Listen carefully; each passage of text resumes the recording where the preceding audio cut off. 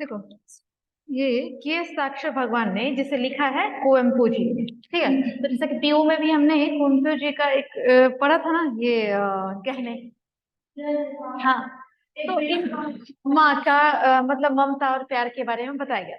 यहाँ पर कुवेम्पू जी के बारे में कहा गया ना कि मतलब ये ना प्रकृति से काफी ज्यादा जुड़े हुए थे, मतलब नेचर की बात ज्यादा करते थे।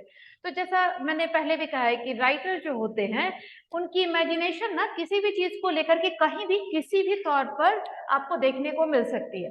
तो यहाँ पे कुवेम्पू जी ने कहा है कि अगर हम जब आसमान और धरती की बात करें और उसे भी देखें तो उसमें भी न जाने कहीं न जाने कितनी सारी ऐसी चीजें छिपी होती है ना, जिसे आप अगर चाहो तो खुद से कहीं ना कहीं किसी ना किसी चीज से कनेक्ट कर सकते हो। तो देखो, अब यहाँ पे हम स्टार्ट करते हैं। ये हस्ताक्षर भगवान ने देखा उसे रसवस होकर कवि ने। ये कहते हैं कि ऐसा लगता है कि जब प्रकृति की चीजें हम देखें, प्रकृति को देखें, तो उस वक्त ऐसा लगता है ना कि हर चीज पर ना भगवान ने अपने हस्ताक्षर कर दिए हैं। कहने का मतलब कि उन चीजों में ना भगवान की झलक कहीं ना कहीं मिलती है। जैसे हस्ताक्षर, हस्ताक्षर का मतलब क्या होता है? सिग्नेचर, मतलब किसी चीज को क्या प्रूव करना, राइट, कि ये मेरा है। जैसे आज मैंने अपना सिग्नेचर किया तो इट्स लाइक ऑथराइज कि हाँ मैंने ये करेक्शन किए हैं, that is I am going to prove it, right. तो वहां पर कहने का मतलब कि प्रकृति की उन सारी चीजों को देखने के बाद ऐसा लगता है कि भगवान ने उसमें अपनी कुछ चीजों को साबित करने की कोशिश की है।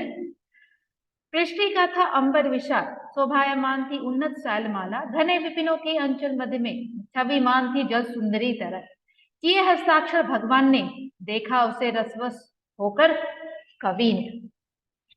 मतलब जो ये बड़ा सा आकाश है जिसकी सीमा किसी को नहीं पता कि ये कहाँ तक फैली हुई है, वो अगर एक राइटर के हिसाब से देखी जाए ना तो वो एक कोरे कागज की तरह है जिस पर जितनी चाहे चीजें चाहो तो आप बना सकते हो, देख सकते हो उसके अंदर। एक कोरा कागज मतलब एक खाली पन्ना का मतलब क्या होता है?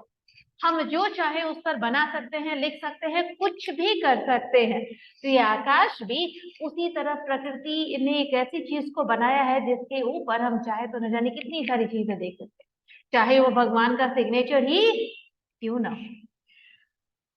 शोभायमान थी उन्नत शैलमल, मतलब कि उसके ऊपर जैसे आकाश जब हम देखते हैं तो कभी कभी ऐसा होता है ना, आकाश काफी वाइट सा, अभी जैसे हम देखेंगे तो एकदम उजला सा तेज सा स्काई दिख रहा है, क्योंकि स्काई एकदम खाली है, कोई क्लाउड नहीं है, कहीं भी कुछ भी देखने को नहीं मिलता।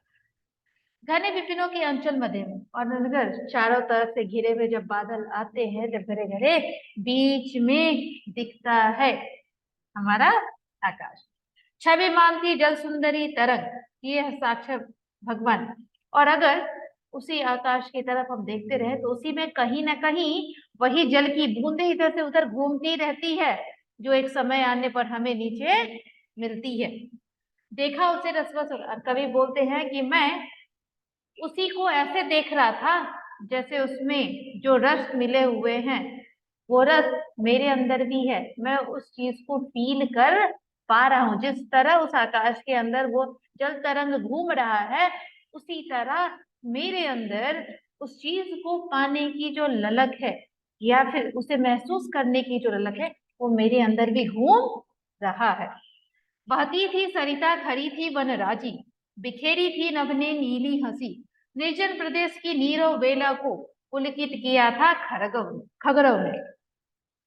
देखो, जिस तरह नदी बहती रहती है, वन के बीचों बीच से नदी निकलती चली जाती है, उसी तरह इस आकाश में नीली घटाएं इधर से उधर चलती हुई दिखती हैं, राइट। जब पहाड़ से निकलती हुई और जंगलों के बीच से निकली हुई नदी को हम देखते हैं तो कैसा लगता है? लगता है कहीं से कोई एक ऐसी धारा आ रही है, एक पतली सी कोई सी चीज जो नदी बहकर यहाँ से वहां जा रही है। ठीक उसी तरह आकाश में, जब आकाश अगर अभी जिसे हम बात कर रहे हैं कि पूरा आकाश व्हाइट है, क्या कहीं ब्लू दिखाई नहीं दे रहा?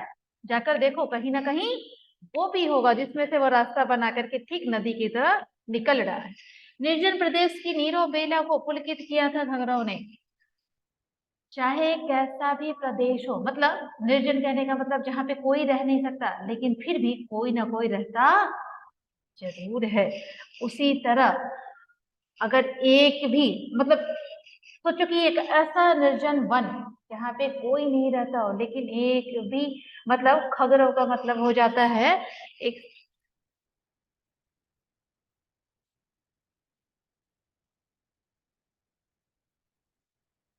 जिस तरह मतलब कहते हैं ना कि छोटे छोटे मतलब पशु पक्षी होते हैं, तो अगर खगड़ों का मतलब हो गया कि बर्ड्स के साथ, मतलब चिड़िया जब चहचहाती है, जब जब बोलती है, तो अगर उस निर्जन प्रदेश में आपको चिड़िया की आवाज सुनाई दे तो आपको लगेगा कि वो जरूर यहाँ पे कोई है। उस वक्त आपका सारा डर भय खत्म हो जाता है।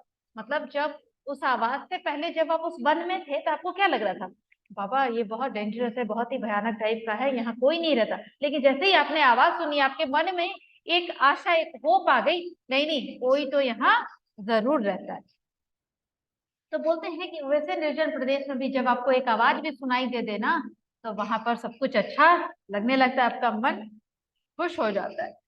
चमक रही थी कोमला कोमला तप में सिकुड़न भरी जलधार, कल कल करती थी सलिल की तुतलाहट चट्टानों पर, दयुतिमान थी सुनहली सिकता दोनों पुलिनों पर। देखो, जैसे हम कहते हैं ना कि जब बहुत गर्मी होती है, ठीक है, तो पानी सूखने लगता है। जैसे हम लोग यहाँ पे अभी देख रहे हैं ना कि ये हम लोग अभी क्लासरूम में बैठे हैं, वहां के बाद हम लोग देख रहे थे ना कि ये जो कल्याणी है, राइट, तो इसका पानी पहले कितना ऊपर तक इसका लेवल था, अभी देख लो धीरे धीरे डाउन जा रहा है, क्योंकि समर आ गया है।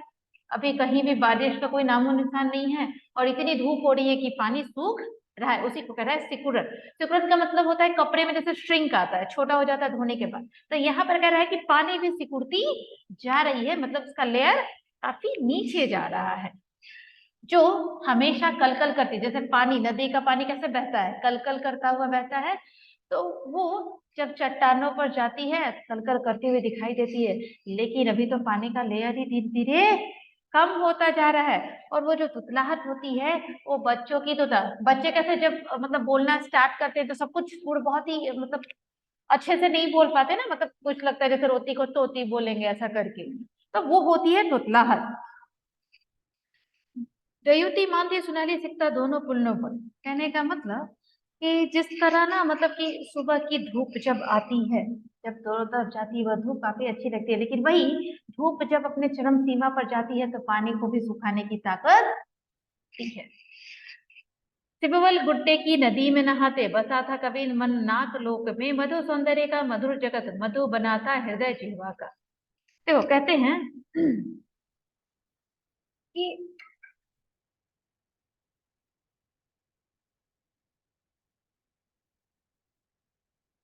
जब हम नदी में नहाने जाते हैं तो उस वक्त हमें क्या लगता है कि मतलब जिसको स्विमिंग नहीं आती हो, समझो, तो उसे क्या लगेगा कि मेरे तो नाक मुंह सब में पानी चला जाएगा। लेकिन जो जिसे स्विमिंग आती हो, उसके मुंह नाक में कभी पानी जाएगा? कभी नहीं जाएगा, क्योंकि उसे सारा आइडिया है कि उसे कैसे। इसीलिए कहा जाता है कि इंसान को कोई भी काम करने से पहले इंसान को प्रॉपर प्री प्लानिंग करनी चाहिए। आपको पूरा आइडिया होना चाहिए कि नेक्स्ट मोमेंट क्या होने वाला है। कवि बोलते हैं कि मेरे मन नाक जो में ये पूरी दुनिया जो घूम रही है, ये पूरा संसार ही प्यार में डूबा हुआ है। और वो भी कब होता है? जब आपकी जिह्वा मधुर होती है, मतलब आपका ये मुख, जैसे हम लोगों ने रहीम के दोहे में पढ़ा था, रहीमन जिह्वा बावरी। अगर आपका मुंह अच्छा है, आप अगर अच्छे से बोलते हो तो सब लोग आपको प्यार करेंगे। लेकिन अगर आप कड़वा बोलते हो तो ये आपके जूते, पाँव वाले जूते आपके सर पे भी पड़ सकते हैं। तो इंसान को अपनी जिह्वा पर कंट्रोल होना बहुत जरूरी होता है। और तो और इंसान को हमेशा कोशिश करना चाहिए कि मीठा बोले, ठीक उस पशु पक्षियों की तरह। जैसे हम बोलते हैं ना कि कोयल बोलती है तो इंसान को बड़ा अच्छा लगता है, लेकिन कौवा जब बोलता है तो अच्छा नहीं लगता है। क्यों? देखने में ऑलमोस्ट दोनों सेम ही लगते हैं ना, थोड़ा मोड़ा का डिफरेंस है। कोयल कोयल पूरी ब्लैक होती है, और कौवे के नेक पे थोड़ा सा white kind of, grey kind of होता है। लेकिन दोनों की बोली काफी अलग होती है। कौवा काव काव करता है, कोयल जब बोलती है तो लोगों के कानों में अच्छा सुनाई। प्रकट हुआ अचानक दृश्य दिगंत से, गिरिवन पट व्योम में, तैरती आई बलाक पंक्ति, लेखन रेखा न्यास में, अवांगमय छंद प्रसा में। देखो बोलते हैं जो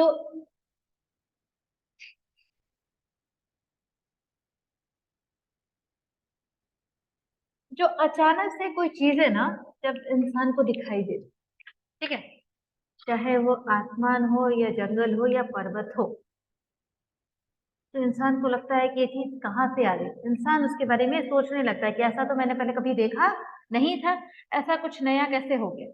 उसी तरह ये बोलते हैं कि जो चीजें हमने अपने साहित्य में ना देखी हो, ठीक है, उसे हम गिरवी के बारे में अगर सोचे, गिरवी का मतलब क्या होता है, जस्ट लाइक, हाँ, मोटेशन, राइट, कि हम किसी चीज को उसके बदले में देते हैं और तब उसके बदले में हम कुछ पाते हैं, चाहे वो मनी हो या कुछ और कुछ भी हो। तो साहित्य की बात अगर जब की जाती है, जो चीजें साहित्य में है ही नहीं, उसे आप गिरवी रखोगे कहाँ। साहित्य एक ऐसी चीज है जो आपके अंदर होती है, आप जितना पढ़ते जाओगे, आप जितना घुसते जाओगे, उतना वो ब्राइट होता चला जाएगा। साहित्य कोई एक अमाउंट की तरह कोई एक चीज नहीं है जिसे आप अपनी गिरवी रख सकते हो, अगर ऐसा सोचे तो। कहने का मतलब, प्रकृति एक ऐसी चीज है जिसे आप कभी गिरवी नहीं रख सकते। ये आपके लिमिट से कहीं बाहर की चीज है। ये कोई आपका शरीर ही नहीं है कि आपने अपने शरीर को ही गिरवी रख दिया। शरीर में गिरवी रखते हैं, जो कहा जाता है ना, क्या अपने आप को बेच दूं, तो उस बेचने के लिए आप अपने शरीर का उपयोग कर सकते हैं। लेकिन प्रकृति और साहित्य ऐसी चीज नहीं है। जैसे कहा जाता है ना कि विद्या कभी कोई किसी की ले नहीं सकता, नॉलेज इज पावर, नॉलेज को कभी कोई किसी से छीन नहीं सकता है। वो आपकी खुद की चीज है जो इधर से काम करती है। ऐसा थोड़ी ना है कि आपका ब्रेन काट के दूसरे के ब्रेन में लगा देंगे तो आप उधर दिमाग चलना लगेगा, ऐसा तो कुछ नहीं होता। सृष्टि रचना की कुशलता और रमणीयता पर विस्मित, जगति के सुंदर संधि पत्र पर स्वीकृति देते, मानो अपनी चिर चेतना को जगाते। जैसे देखो, जब हिस्ट्री पढ़ा होगा तो उधर बहुत सारे ये संधि पत्र पढ़े होंगे कि महात्मा गांधी जी ने इस पे साइन कर दिया, उस पे बहुत सारे ऐसे समझौते, कॉम्प्रोमाइज बहुत सारी जगहों पर हुए थे। कहने का मतलब, बहुत सारे, जैसे कि जब वॉर होता है तो उस वक्त भी ऐसे कुछ कॉम्प्रोमाइज होते हैं दोनों पार्टी के तरफ से। लेकिन ये प्रकृति का ऐसा सुंदर नजारा है ना, जिस पर आप कोई समझौता नहीं कर सकते। इस पर आप चाहो भी तो कुछ लिख नहीं सकते। इस पर सिर्फ अगर लिखा है तो किसी का, सिर्फ भगवान के हस्ताक्षर, जो कहीं ना कहीं आपको प्रूफ करके दिखाते हैं कि इससे बड़ा कोई कुछ नहीं है, नेचर से बड़ा कुछ नहीं है। आप चाहे कितना भी एक्सेप्ट करने की कोशिश करो, लाइक अग्री करो उसके साथ, अपनी परमिशन दो, वो आप कर सकते हो क्योंकि आप अपने अंदर की चीजों को देख सकते हो। लेकिन दूसरे की चीजों को, उस प्रकृति को आप अपनी स्वीकृति नहीं दे सकते। आप अपने मन को जगा सकते हो, ना कि प्रकृति। बलात् पंक्ति के बहाने किए हस्ताक्षर भगवान ने, देखा उसे रसवर होकर रोकर कवि। और यही कवि जी बोलते हैं कि मैं रोकर रह गया, क्योंकि इन सारी पंक्तियों के बहाने ही सही, जिन सारी चीजों के बारे में हम बात कर रहे थे, भगवान ने उसके ऊपर हस्ताक्षर जरूर किए हैं प्रकृति के, लेकिन हम चाह करके भी उसे छू नहीं सकते, ना ही उसे कुछ कर सकते हैं। ठीक है, तो देखो 1 मार्क क्वेश्चंस में बस यही हो सकता है कि कवि ने किन किन प्रकृति के चीजों के बारे में बात की है। ठीक है, नदी की कैसे, नदी की चर्चा कैसे की है, और 10 मार्क्स क्वेश्चन में ये हो सकता है कि ये हस्ताक्षर भगवान ने उसकी व्याख्या अपने शब्दों में करे।